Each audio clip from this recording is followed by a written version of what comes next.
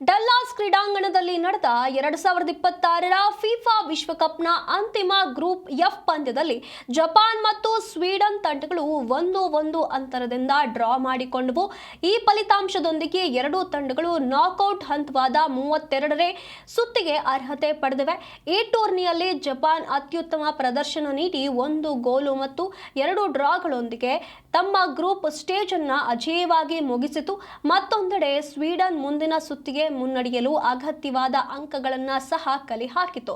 ಪಂದ್ಯದ ಆರಂಭದಿಂದಲೂ ಎರಡೂ ತಂಡಗಳು ಸಮತೋಲಿತ ಮತ್ತು ಎಚ್ಚರಿಕೆಯ ಆಟವನ್ನ ಪ್ರದರ್ಶಿಸಿದವು. ಮೊದಲಾರ್ಧದಲ್ಲಿ ಜಪಾನ್ ಚೆಂಡಿನ ಮೇಲೆ ಹೆಚ್ಚಿನ ನಿಯಂತ್ರಣವನ್ನ ಕಾಯ್ದುಕೊಂಡಿತು ಮತ್ತು ಮಿಡ್ಫೀಲ್ಡ್ನಲ್ಲಿ ಪ್ರಾಬಲ್ಯ ಸಾಧಿಸಿತು. ಆದರೆ ಸ್ವೀಡನ್ನ ಬಲವಾದ ರಕ್ಷಣೆಯು ಜಪಾನ್ಗೆ ಮುನ್ನಡೆ ಸಾಧಿಸಲು ಅನುಮತಿಸಲಿಲ್ಲ. ಏತನ್ಮಧ್ಯೆ ಮೊದಲಾರ್ಧದಲ್ಲಿ ಗಾಯಗಳಿಂದಾಗಿ ಎರಡೂ ತಂಡಗಳು ಬದಲಾವಣೆಗಳನ್ನು ಮಾಡಬೇಕಾಯಿತು. ಸ್ವೀಡನ್ನ ಡಿಫೆಂಡರ್ ಇಸಾಕ್ ಹಿಯೆನ್ ಮತ್ತು ಜಪಾನ್ನ ಕೂಡಾಕೋ ಇಟುಗುರಾ ಅವರು ಮೈದಾನದಿಂದ ಹೊರ ಹೋಗಬೇಕಾಯಿತು. ಇದಾಗಿಯೂ ಮೊದಲ 45 ನಿಮಿಷದ ಪಂದ್ಯ ಗೋಲು ರಹಿತವಾಗಿ ಕೊನೆಗೊಂಡಿತು.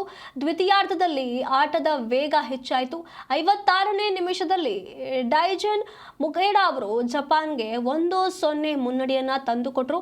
ಆದಾಗ್ಯೂ ಸ್ವೀಡನ್ನ ಸಹ ತಮ್ಮ ಮೊದಲ ಗೋಲನ್ನ ಗಳಿಸಲು ಹೆಚ್ಚು ಸಮಯ ತೆಗೆದುಕೊಳ್ಳಲಿಲ್ಲ. ಕೇವಲ 6 ನಿಮಿಷಗಳ ಅಂತರ ಆಂಟೋನಿ ಎಲಂಗಾ ಗೋಲು ಗಳಿಸಿ ತಂಡ 1-1 ಸಮಬಲ ಸಾಧಿಸುವಲ್ಲಿ ಸಹಾಯಕವಾದರು. ಪಂದ್ಯದ ಕೊನೆಯ ನಿಮಿಷಗಳಲ್ಲಿ ಎರಡೂ ತಂಡಗಳು ಗೆಲ್ಲಲು ತಮ್ಮ ಪ್ರಯತ್ನಗಳನ್ನು ಮುಂದುವರೆಸಿದವು, ಆದರೂ ಕೂಡ ಸಾಧ್ಯವಾಗಲಿಲ್ಲ.